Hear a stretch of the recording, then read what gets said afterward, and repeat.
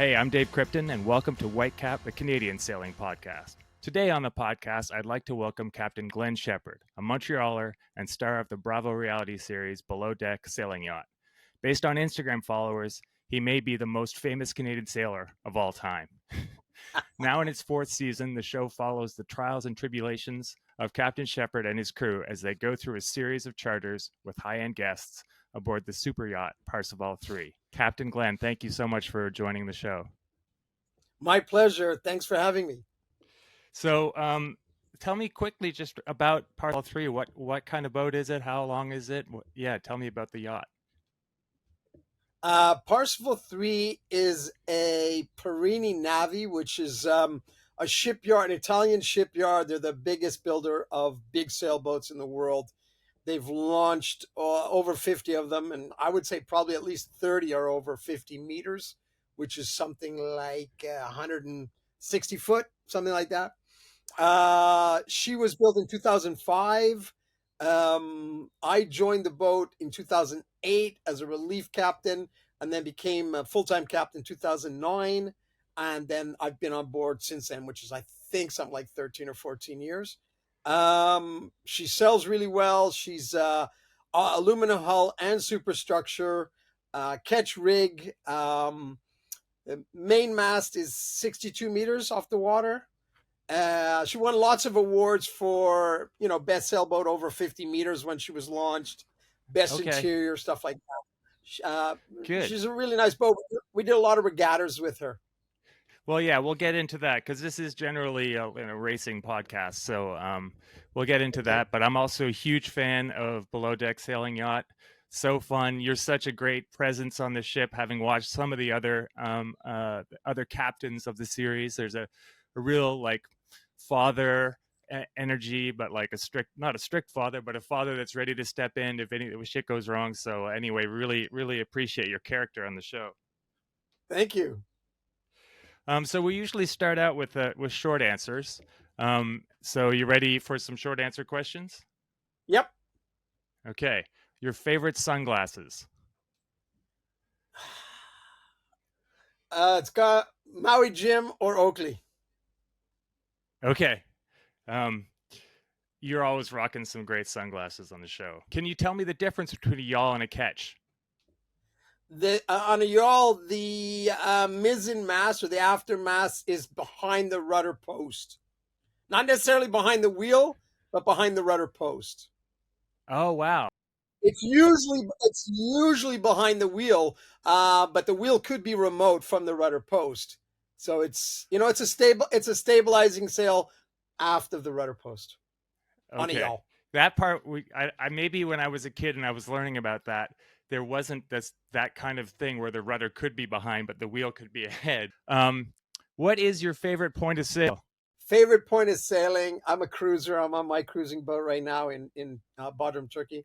My honest favorite point of sailing has got to be, unless I'm out racing, it's got to be just slightly cracked off the wind. Oh, okay. Wind and waves pushing me along gently. Excellent.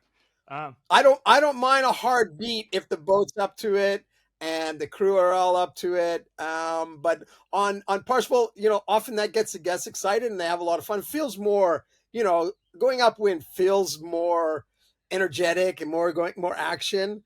But for some people, it's a bit too much. Often the ladies don't really appreciate it as much as the guys. Well, that's a good thing to get into because it is a big part of sailing of your series compared to the other ones that, in fact, it is a sailboat. And so it is always a big storyline when the sails go up and the boat starts to heel. And we're always wondering, why aren't things more kind of gimbaled down below? It's not usually ready to heel that much. Well, that's a very good question. I would say that we do stow. We do a proper stow, but even if there's no cameras, occasionally we'll heel over a bit more than normal.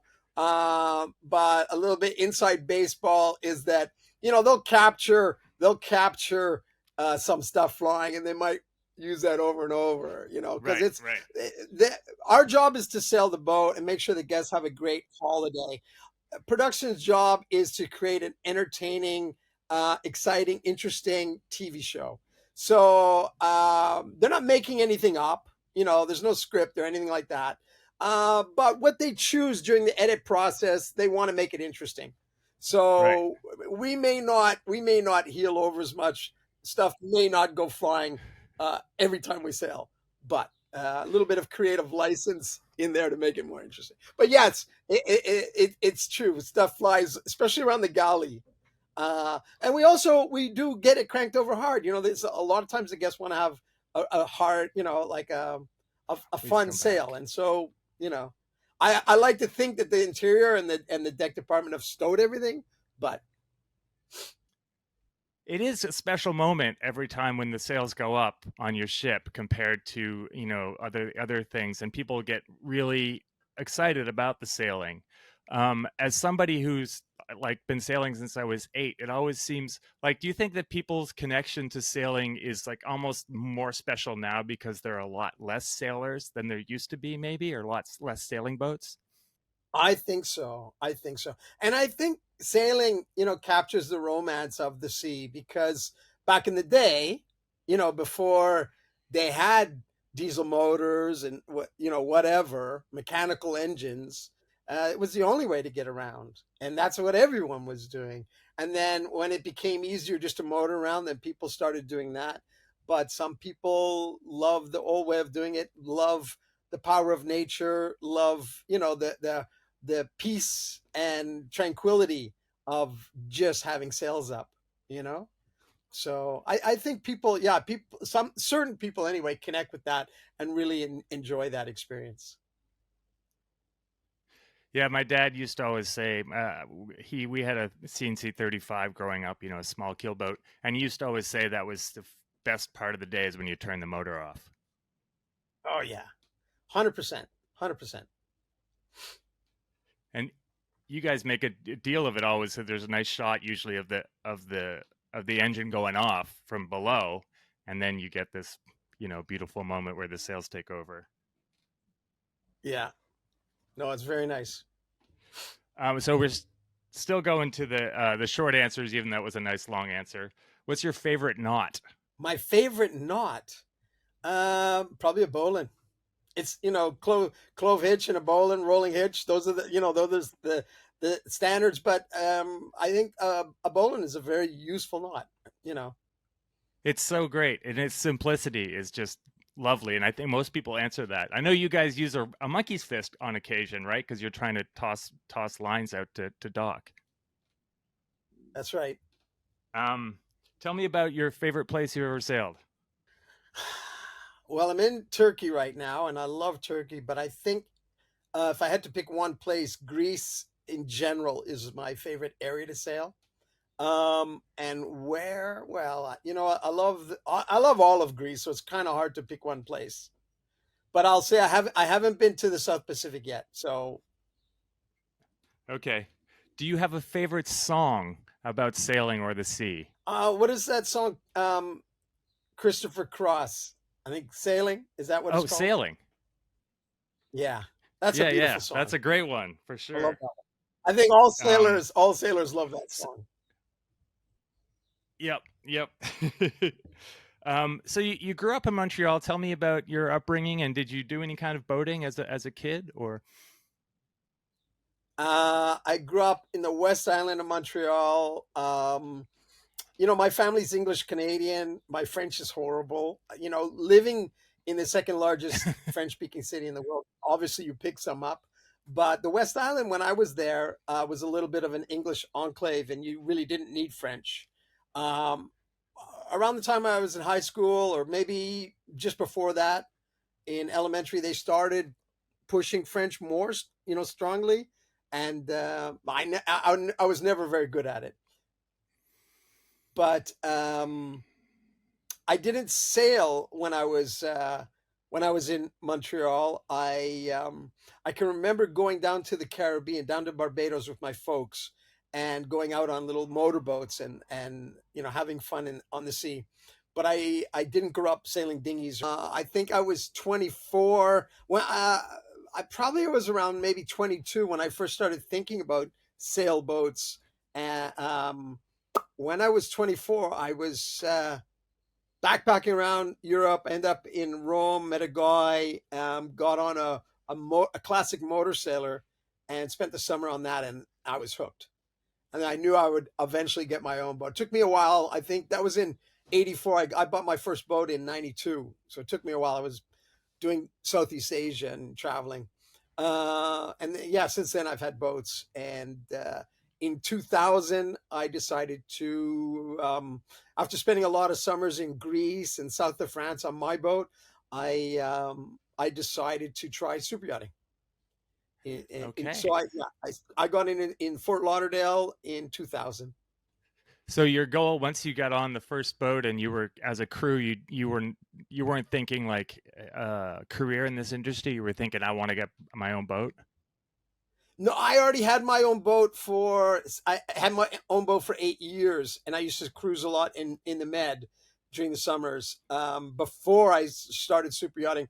And when I was cruising around Greece or wherever, I would see super yachts, especially these big Perinis, these big black sailboats, and I was like, "Wow, that's cool. How does that work? What are those guys doing? They're driving the tender. Are they getting paid? Is that a job? What's going on?" It was a different world back then. It was hard to find out about it.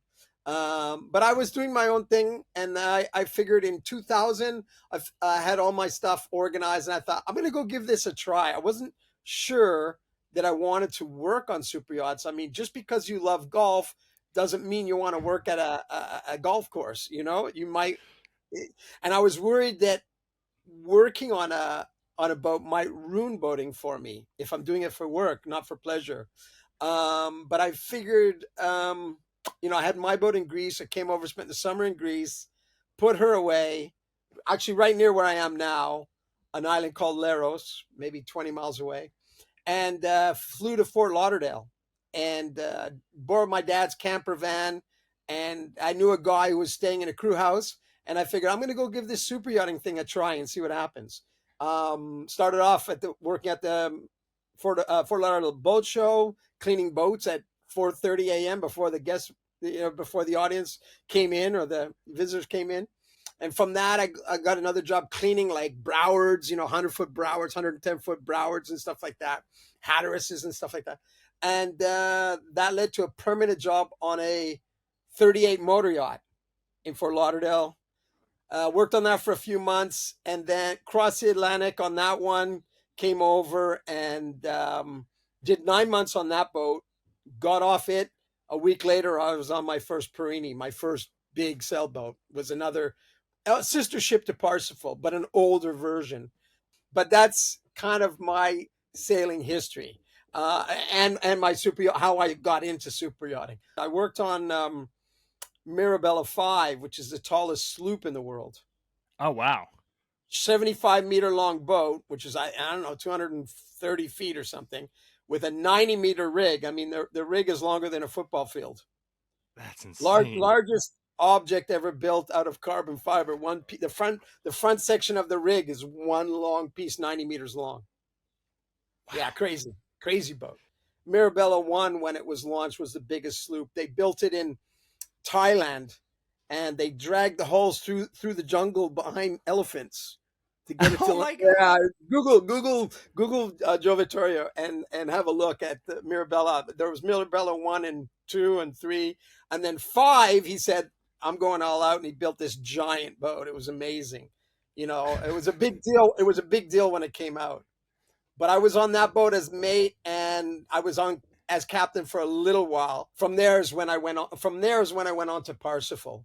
I noticed you have a different watch strap than you have had on the on the seasons. You've got this really cool strap that's like kind of looks like an alligator skin or whatever on the shows. Do you remember that watch strap? Well, I on the earlier shows I had something called a Leatherman tread. It's basically a tool belt on your wrist. It's a bracelet. And so it's got, wrenches. It's got openings for different size wrenches. It's got different screwdriver heads. You can break a window in a car in an emergency. You can cut a seatbelt in an emergency. It's even got an iPhone, the SIM to get your iPhone Oh my card. god. Yeah, that's the one I use for the most. Okay. No, that's something that my daughter and I always notice, look at his watch. And the other thing is, I can't show you. I'm a real big trackball guy. Like I prefer a trackball, and I know you've got a trackball right there on your console. Is it you're just Yes. like way into trackballs, or that just is that your No, preference, or that kind of evolved. There was actually a built-in trackball, but as the years went by in that boat, some of the equipment, legacy equipment, kind of gets outdated, and the trackball that was built into the boat failed, and I ended up just buying like a Logitech trackball for chart plotter for the chart plotter. There's a separate trackball for the radar that does work, but for the chart plotter we had issues with it. It was easy just to plug in a Logitech trackball. Very useful because you don't need a mouse pad, limited space, ah. and you could swap if one died, you could swap them out quite easily. you know, just a matter of plugging. We had an extension from the chart plotter computer, and then just plug in a trackball. So yeah. I was going to say, so as long as we're talking about the console, I think if people watch your show, they might think that sailboats are joystick operated because you're able to do pretty much everything with the joysticks, right? Yeah, we use joysticks because all of our sails are on captive winches, right? A boat that size with the loads involved, it's a big boat. And so I think the main is about 400 square meters. It's pretty big. I think the Genoa is something similar. Spinnaker, I think our spinnaker, we don't normally, you don't see the spinnakers on the show because I always have extra racers on board. If we're doing a regatta and we're using spinnakers, we have like 3 or 4 asymmetricals. But they're like 1,200 square meters. I mean, these are big, big sails. So let's get into the racing that you have done on Parseval 3. I know you've mentioned it on the show. I don't want to say you were bragging, but you did say a couple of times Parseval 3 is very fast. We've done very well in racing. Like what events did you sail at and where, and just give me the racing history of Parseval 3. I think my first event I've done a lot of regattas on other boats also, but I think on Parseval, my first regatta was probably St. Bart's Bucket. And I think we did okay that first year. We did it like every year for a number of years. We won our class once or twice. The bucket is like 100 foot and over. It's all big boats. And they break them up in classes based on what type of boat, how racy it is and how cruisy it is. So Right. we're usually in something called the Grand Dames, or the big old ladies of the sea, because Yeah. we're big volume boats, right? So it's usually Perinis, maybe an alloy would be in there, New Zealand built alloys. But some of those are a little more racy than we are, so they'd go in the next class down, like I forget what they're called, Mademoiselles or something like that. But they'd break us up in classes. At the very beginning, they used to start us so that we'd all finish at the same time based on our VPP or VVP or whatever you call. Yep. But we won our class one year. We came second in class, lots of podiums. We tied Maltese Falcon. You may have heard of Maltese Falcon for No. many years. She was the biggest sailboat in the world. She was a I see. Perini Navi, 88 meters with the Falcon rig. They have three. The sails come out on yards. It's kind of amazing how it's changed in terms of like the boats are with so many head sails. It's almost like we're back to schooners in a way where, we get down to like sloops being the everything was a sloop in the 70s, 80s.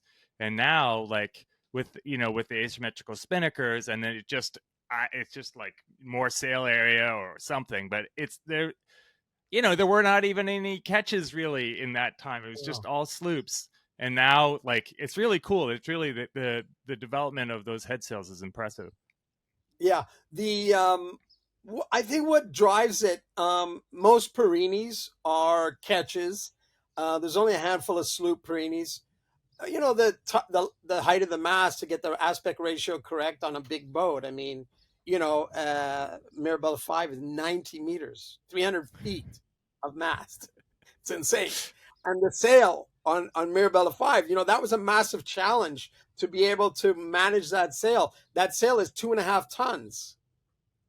So just physically doing anything, trying to flake it we had a MPS on that boat, and it was, I believe, the biggest sail ever built. You know, uh, and it's a bit of a nightmare trying to get that down on deck and get it into the loft if you have to have work done on it. It was a nightmare. I mean, we used to break halyards hoisting that sail. And when she was originally designed, they kind of messed up a little bit. And you used to have to drop the sail from full hoist halfway to the first reef to tack because the battens went beyond the backstay, Oh my God. believe it or not. And we cut down this, we trimmed the sail down and cut off the ends of the batten so that we could tack. You can't tack the blade or the reacher or MPS without furling it, right? It's not going to get past whatever's inside of it. Right, because And if it does, it's going to just drag sheets and everything across your sail, going to destroy your sail. And the same on Parsifal. If we tack the Genoa, we put it Okay. away. So what we'll do in a regatta with what we'll do in a regatta with Parsifal is, depending on the wind conditions and everything else, we will furl like 95%. We'll leave a corner, maybe 2 meters, the distance between the inner forestay and the Genoa stay. But we'll pull the staysail out first. So we'll pull the staysail out and then, like a peel, put the Jenny away behind it, use the staysail to help us get through the tack, pull the Jenny out on the outside, and then put the staysail away. And that was kind of the fastest. And speed to speed, because of the furling speed, full speed to full speed on the opposite tack is like 4.5 minutes. no way. Yeah. So when you're doing, obviously you have a bigger crew than your 4 people or 10, whatever you have for the show. But do you have like kind of ringers? Do you have professional like racing people on the boat, or I guess obviously the owner would be on, but do you get some hot shots to like, kind of do tactics and stuff for you? Yes, exactly. So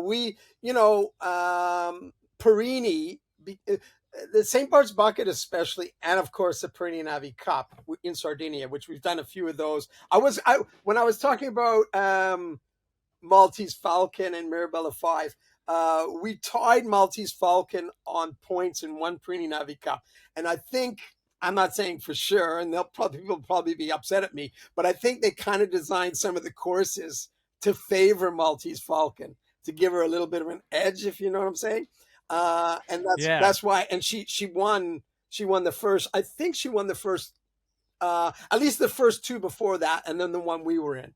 But we almost got them. If we had been able. So it's like they make it like a point to point race. You're not doing like a windward leeward course or No, anything like no, that. we on the Perini Navi Cup and St. Bart's. It's a lot about fun for the guest also. So St. Bart's, we go around the island twice. Once you go clockwise, once you go counterclockwise, and then on the Saturday we call it the not so wiggly course. And if you know St. Bart's, all the islands to the west, we go in and around all of those. It's a lot of fun. The same thing with the Perini Oh, Navi that sounds Cup. like fun. Yeah, in Porto Cervo, you go out and you're racing around all the islands and stuff. It's beautiful. It's amazing. But it's not just a standard windward leeward course. No, it's not that kind of racing. Right, right. So when you say, like, just to get back to that, like the size of the crew and the kind of the people that come on, if there are like I say like hot shots, people that are like going to help you with tactics, is that something that happens on the super yachts? Or? Absolutely. On our boat, like I said, Perini, they use it as a sales event. Obviously, they're inviting potential buyers to the event. And we would always, on Parsifal, we would always have a lot of fun. The family who owns Parsifal, they're lovely. They have fun. They party. They really enjoy it. And it's great for potential buyers to see all that fun because, they're like, I want to have this. But they used to help us recruit crew. And I think we would have probably 12 racers on the boat to help with Okay. There is a Corinthian class now. In the last, I think, 4 or 5 years, they started white sails only, no spinnaker. If you don't want to go through all that, you can still go and race. And we've done a few of those. The boss is kind of over that whole spinnaker and having so many people running around the boat. But yeah, it's a lot of fun. But if you're putting a spinnaker up on that size boat, you need some people who know what they're doing. I've raced against Brad Butterworth. If you know who Brad Butterworth is, Yeah, you yeah, know, sure. what's the lovely lady who's was on the America's Cup team back in the Oh, day? Don Dawn Riley. Dawn Riley. Is it Dawn Riley? Yeah, I've raced Yeah, yeah, against that's her her. name. Yeah. Um, a lot of people like that. I can't think of all the names, but America's Cup sailors and stuff like that. There's a lot of money. I mean, I've done Perini. I've done St. Bart buckets with like 47 boats there. The Jays are all there. There's Velsheda and Ranger. I've raced on Ranger. You mean the All Shamrock, the big J boats, the yeah, old like Shamrock 5 and all those. Wow, exactly, that's the cool. J class. I think I did one bucket where they had five of them. They were all five. There was Shamrock, Velsheda. I can't think of the other ones. Ranger was there. Now there's Svea is another one. But Endeavor, all of it. Yeah, amazing boats, incredible. Because those are like full on beasts. Like they're classic, but they're the people on them. They know how to sail. They know how to race. That's what it's all about. And they don't do pursuit. We do a pursuit start. So we Okay. start. There's no one else on the start line. They're all around, but we'll have like one boat will start, and then a minute later we'll start. And the next one's 30 seconds or a minute behind us. So there's nothing going on at the start like that. But on the Jays, it's fully like that. I don't know if you've seen that YouTube video, but I think the owner was steering. He was on Svea or Topaz, and it's pretty dramatic. And Oh yeah. they clipped him right by the cockpit coming up to the start line. Oh, I You know, gotta one see that. guy, one guy. Luckily, no one was killed, but one guy was pretty badly injured. I think he might have been in hospital for months. But you see him cartwheel off the side of the boat. That kind of thing should never happen. I was surprised that it didn't end super yacht racing. Oh But really? yeah, we are in I don't know about the J class. I don't think they have it, but in the regular super yacht racing, we have a 40-meter rule. So if you go within 40 meters of another boat, that's hitting them. That counts as hitting them.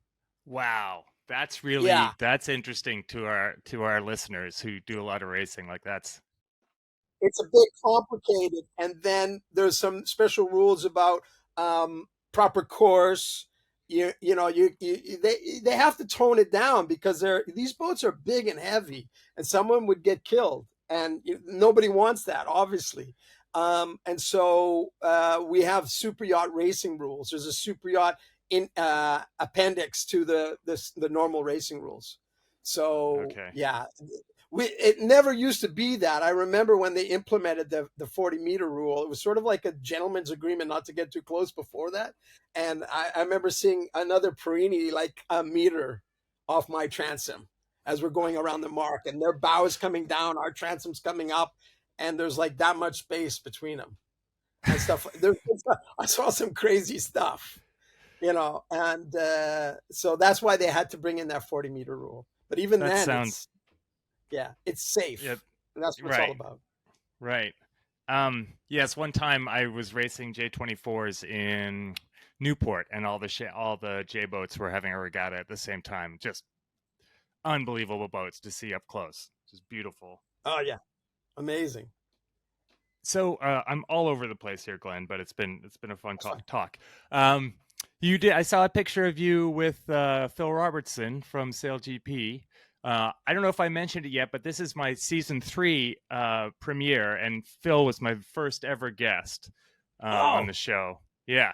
So anyway, yeah, tell me about you know how or what you know about the SailGP program and Phil, and if you follow that closely or not.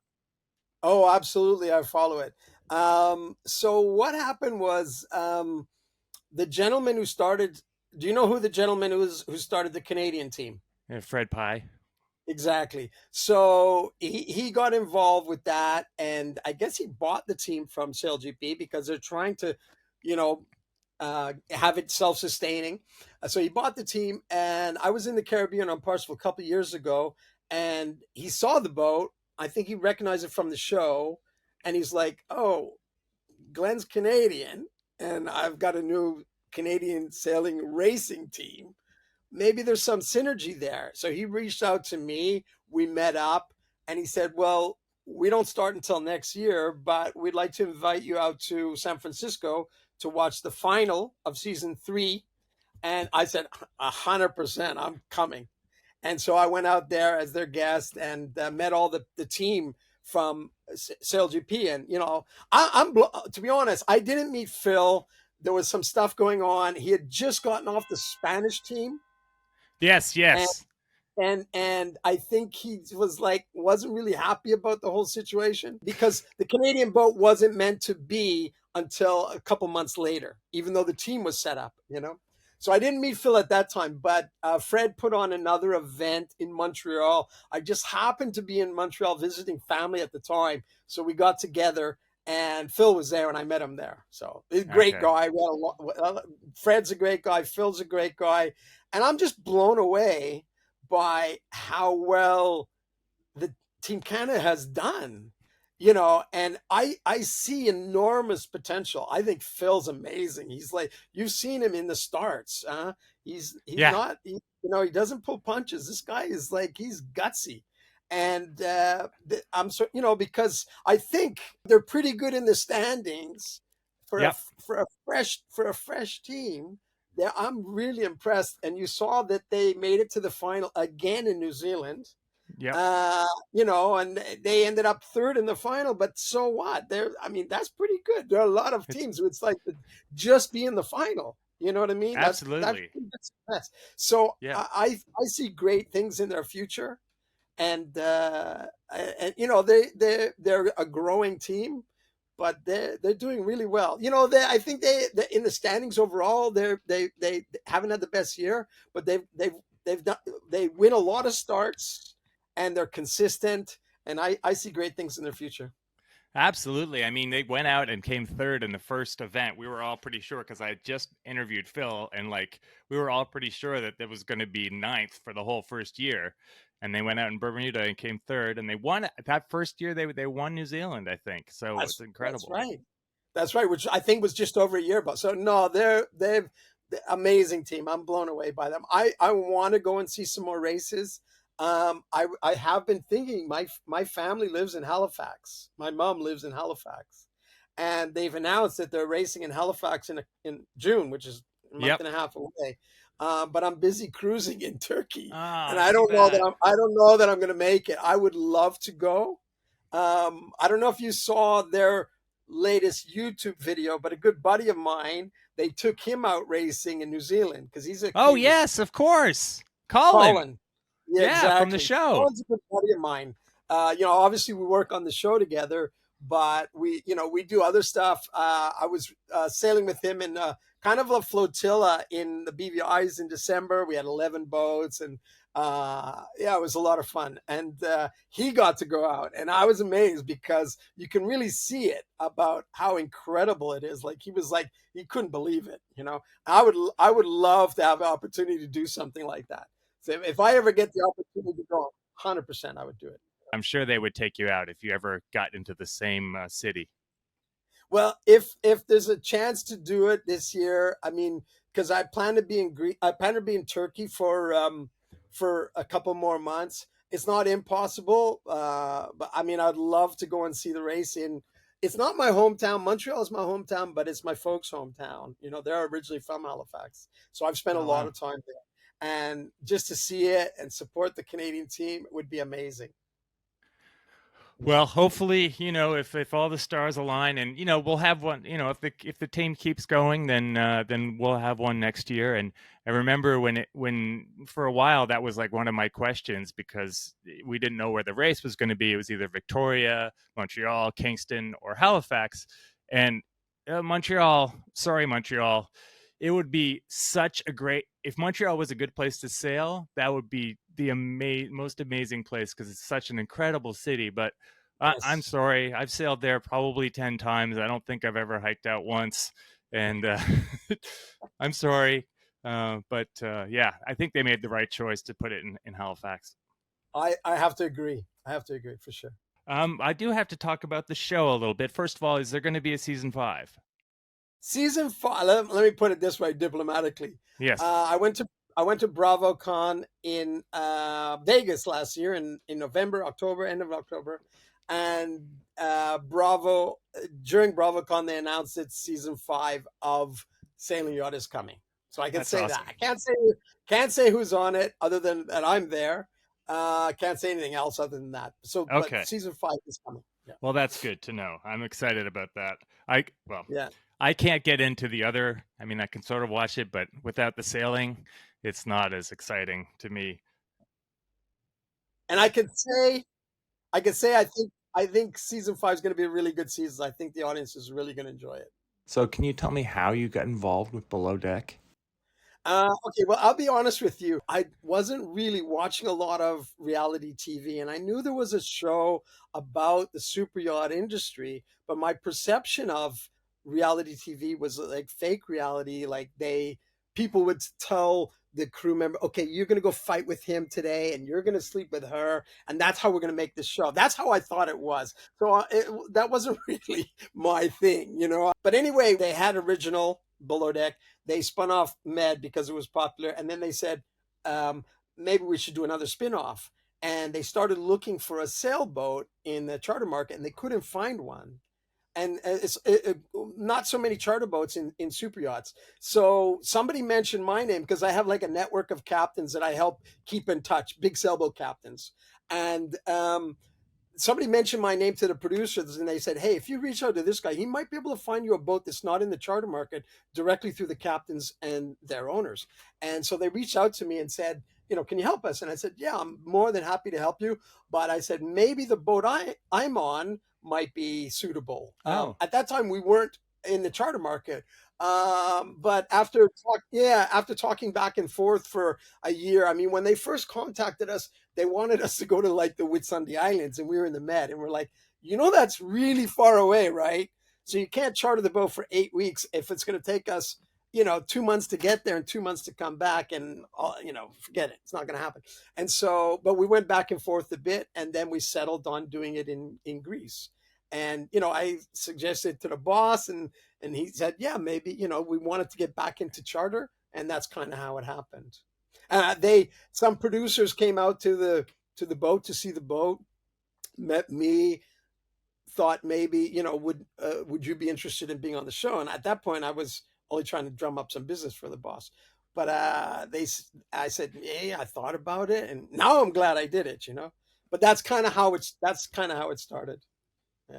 does the people how long are the guests like when you do the like on the TV show? How long are the guests on? Is like a weekend or a couple of like 3 days or Yeah, it's our typical when there are no cameras and we're just doing normal charters. This is about 7 days, yeah, um, but we don't treat the guests any differently than whether there's cameras there or not. It's the same thing for us.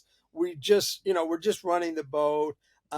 We know there are cameras there, but we kind of, when I first did the first season in Greece, the first couple of days, of course, I was nervous because I knew the cameras were there. But you're yeah, busy and you're doing a job, and you just kind of forget about them pretty quickly and then just get on with it. And I think that yeah. comes across in the show because there's Oh, nothing for made up. sure. It's just what you see on the show is what's really happened. Of course, there's an art in editing it to make it more interesting and entertaining. But it's all real. It's all real stuff that really happened. No one's telling us what to do. I think some other shows, I don't know which ones. I'm not going to name names, but I think some of the shows they do kind of set up scenarios. Maybe again to make it more interesting. But with ours, when the first producer I was talking to, and I had my concerns, and he said, "Listen, Glenn, we don't do any of that. You won't believe it. We just get a group of people together, and the craziness ensues." And that's what it is. I guess in super yachts, just enough craziness happens. Uh, they can get everything to make it interesting and entertaining. But yeah, no, it's been a lot of fun being involved in it, and very entertaining and interesting to see that side of how they do their job, and how they create this thing. Yeah, I Right. guess I would say that I'm proud to be part of that, and I think I'm also proud to be part of the fact that the show has opened young people's, especially opened their mind to this industry that a lot of people don't even know exists. That you can go and work on these amazing boats and make a living doing it, and actually do, you can do quite well. And I'm proud to be part of that, because for the right people, it's an amazing opportunity. It's an amazing adventure. A lot of hard work, but you go to some pretty cool places and have a lot of fun. Have you And seen that? Like, has there what's been like an increase in, I say, has there been like an increase in people that want, obviously, probably for your boat there is, but for other like super yachts, has there been more people interested that you can kind of tell because of the shows? I think it's like a double-edged sword. My personal feeling is, I think that there, since Below Deck started in 2013, I think it's opened people's minds that, hey, this thing exists out there. Maybe I can do it. But I also think if you watch the show and you're not really clued in, what you see on the show is not exactly, you're seeing edited parts of it, and you're not seeing all the boring stuff of, and not seeing all the hard work. So I think there's maybe some people have a misconception or misperception of what it is to do the job. But I think they also see it is a lot of hard work, and I think that prepares people. So I think net it's probably positive, and I think we're always struggling to find good people to hire. As long as they don't come in with this crazy idea thinking that it's all just drinking and partying, because it's not. There's a lot of hard work Right. involved. But Right. it is one of the things where, because people work so hard, when they do have a break in between, they do like to go out and let off steam, and you do That's see, real. you, oh, Like, oh yeah, I mean, when you're not on a boat, like obviously what they are doing in the show is real, but when you're not, when there's no crew there, the crew does go out and get hammered like that in real yeah, life. I think what happens is that because you work so hard, and especially during the season, whether the cameras or not, your time off is very limited. And so people will want, super yachts. I think people who work on super yachts are, they like to have fun. They like to go out. They like to party. I think all young people like to party, or most young people like to Sure. party. And these guys now have disposable income. So I think there's some truth to it. I think you just have to keep in mind that it is a television show. You're seeing snippets of what's happening. You're not seeing the whole day. I think if you saw the Yeah. 24 hours, each person in each department, it would be, but I think it gives people a good idea of what's happening on Right. super yachts. Right. You have to be able to read between the lines, but Sure. yeah, I think it's a pretty close representation. What is it like? Well, first of all, I am a TV editor. That's my job, my day job or whatever. So I'm really impressed that in 4 years on that show, I think I might have seen a camera person once for about 15 frames. Like they must be very, very committed to making it real. They're the you know Working in the super yacht industry, we all work very, very hard. These guys, the production people, they work even harder. I'm amazed by it. They're very good at staying out of the camera.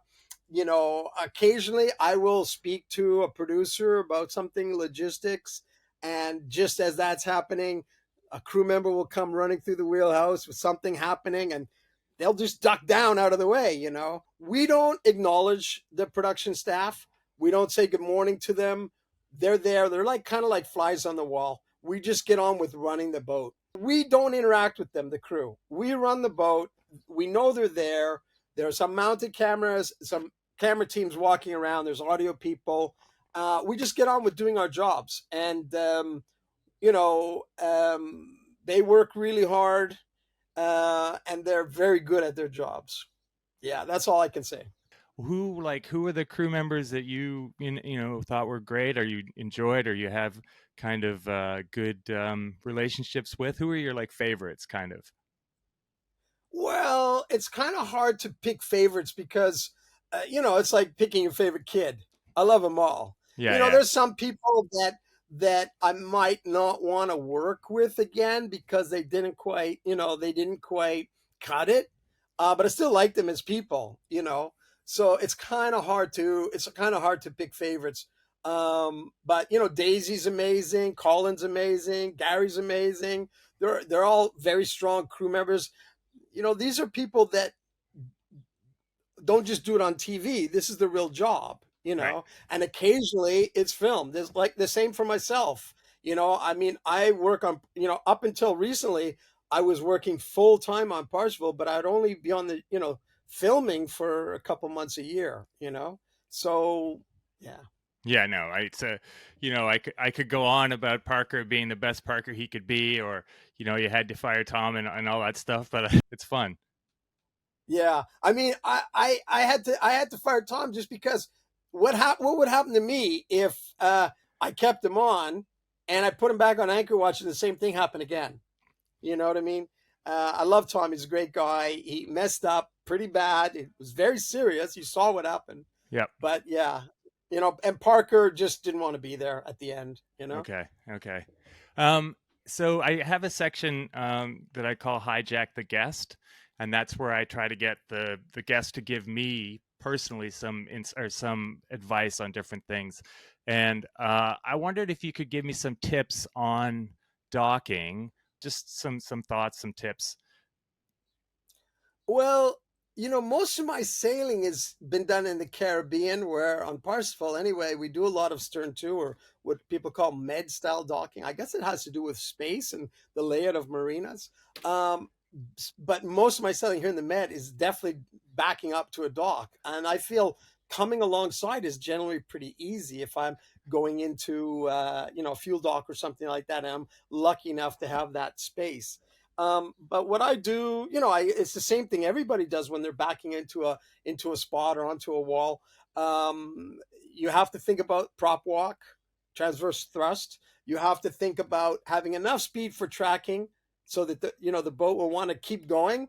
I try to, if I'm managing the walk, I try to get a little bit of speed, go back to neutral. Now the walk is gone, right? I'm in neutral. Now it's just momentum carrying me, and then adjusting the wheel to steer the back of the boat into that little spot, having to factor in what's happening up at the bow with wind, whether if you're going to take ground lines, which is very common in the Med, you've got nothing controlling the bow until you get into your spot, pick up the ground line from the dock, and then bring it up to the bow and start pulling up on the bow. So in a cross breeze, that can be challenging. But if you can get close enough to the dock to get a line on, then just, a little bit ahead, and that'll kind of generally hold you straight off the dock. Oh, I see. It's always nice. Yeah, that's kind of how we do it. You want to be careful that you're not going to get that ground line, which is usually tail to the dock, not get that picked up in the underwater winch, as we call it, in the propeller. I've never heard that one. That's great. The You never heard that winch. one. Okay. But those are the things that I'm thinking about when I'm maneuvering astern, trying to come into get into a berth. That's how I do it. And I'm talking about on Avalon, my boat, 13 meters, 42 foot. My advice for doing it on a boat size, like Parsifal, is you need to have 8 people helping you, and really the first mate is driving the boat. He's talking to me and giving me all this information, because from where I am on Parsifal, for example, I can't see the transom, not even close. I can see the side I'm standing on, and I'm doing the joysticks, but he's driving the boat by telling me what's going on back there. You know what I mean? And at that point, sometimes it can be very challenging. But at that point, it's like a big video game. Oh God! And if you do it, it's like, I mean, I got a bow thruster, I got a stern thruster. I'm single screw, so I can't split my throttles to crab from side to side, right? Okay. I don't know if you've had any motor yacht experience. You can use that because the prop offsets, right? So you got one prop going that way, and then if you're in reverse, you've got the other prop going that way. Okay, then you can split them.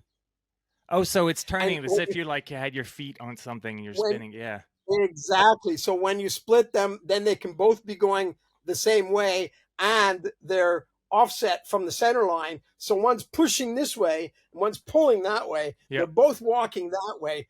and then you got your bow thruster to adjust your bow. So, that's different. I don't have that on Parsival. I'm single screw, and there's hardly any walk. The thrusters overcome the walk pretty quickly. I usually, when I'm backing up into a spot, unless there's a lot of breeze, I'll leave the rudder centered. I'm not playing with the rudder at all. It's just the pro. If I need a little assistance, pulling myself up to windward, for example, then I'll maybe turn the wheel and get the rudder helping me.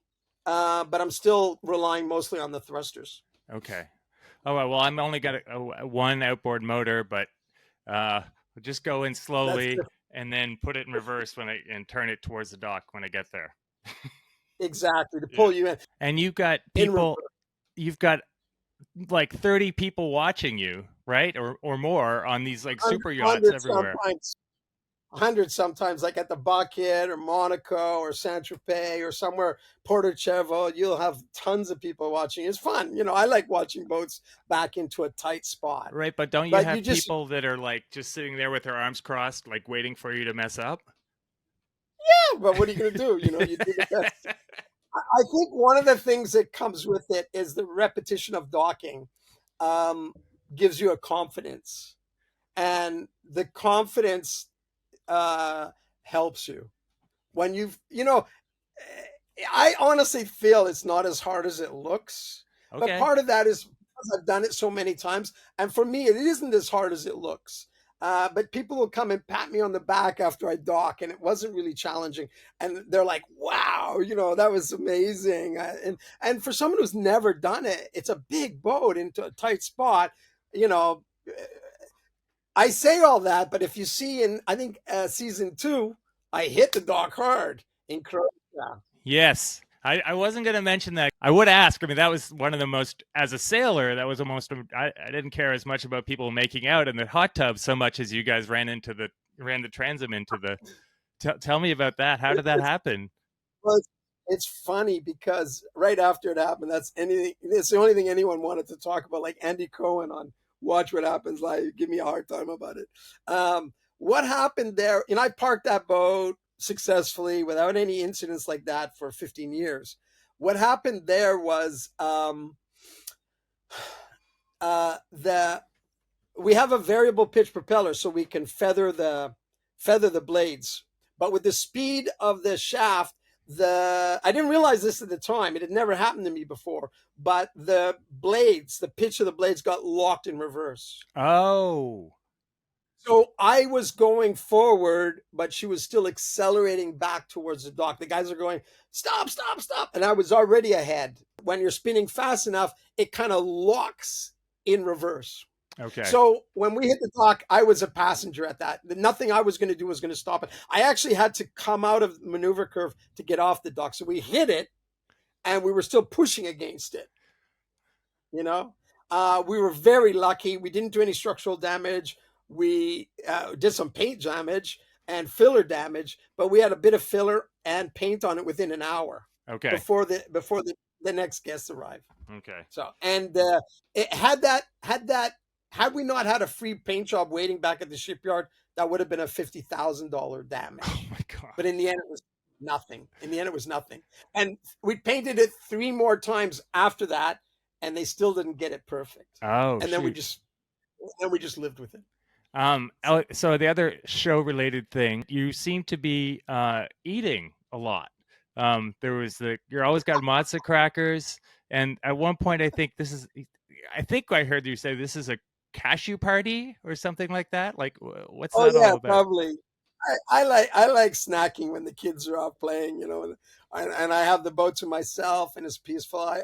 There's way too many snacks on the boat. That's one thing on yachts. We don't pay for our own food, right? As crew on a boat, that's all paid for by the program.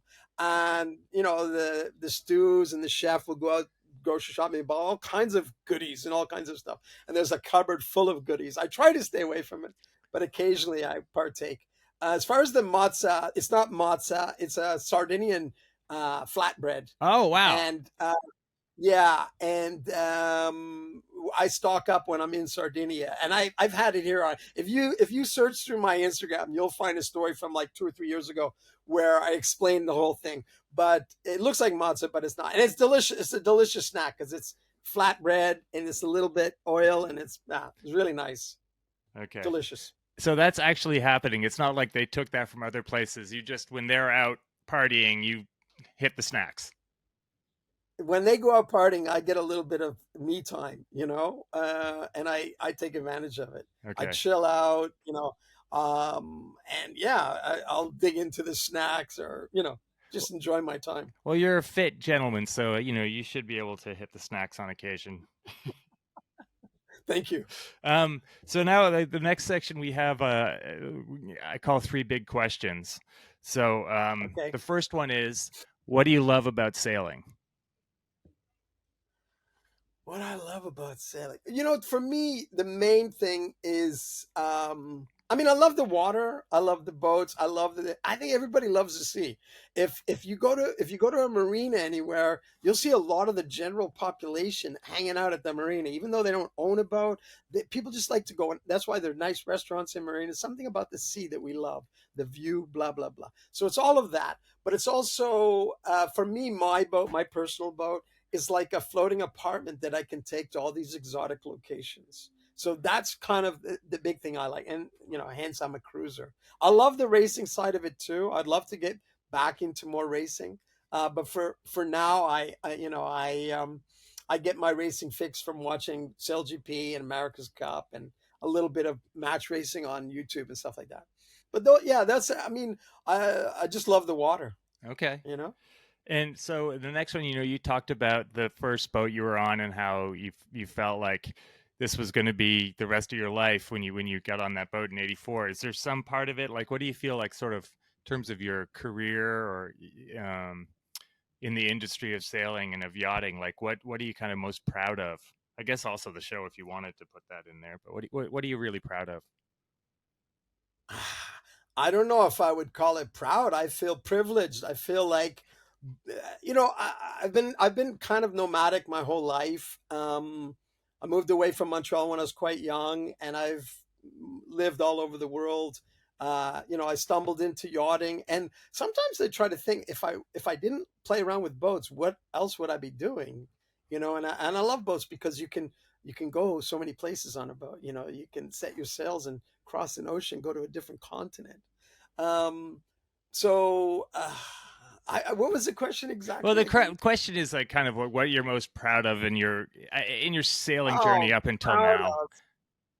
Yeah, like I said, I feel privileged. I think, I guess I would say proud, not really proud, but I feel happy that I've been able to visit all these amazing places on boats around the Mediterranean, around the Caribbean, the Bahamas, the East Coast of the United States. Still a lot on that hit list. But I feel, yeah, I'm not proud of it. Like anyone can go and do it, but I feel fortunate that I've been able to do and see all those amazing places. It is pretty cool that, like, even for me living in New York, there are a few islands that you can't get to unless you're on a boat. So just to get in the islands next to JFK, and no one else can get there unless they're, sailing or kayaking. So it's pretty cool. And the last question It is. is, what kind of advice would you give to somebody who maybe wanted to be a super yacht captain someday? Well, are you talking someone who's already a sailor or someone who's completely green to the sea? Let's say someone who's completely green, but they're young. I would say it's not always fun, and a lot of things in life that are worthwhile are not always fun. But it's always an adventure. So I would say to a young person, first of all, get out on some boats, go down to the marina and find somebody who needs help sailing their boat, and get out and see if you like it, first of all. And then, you've got to take some, if you want to do super yachting, you've got to take some, get your basics. We call it STCW 95/10. It's standards of training for and certification for watchkeepers.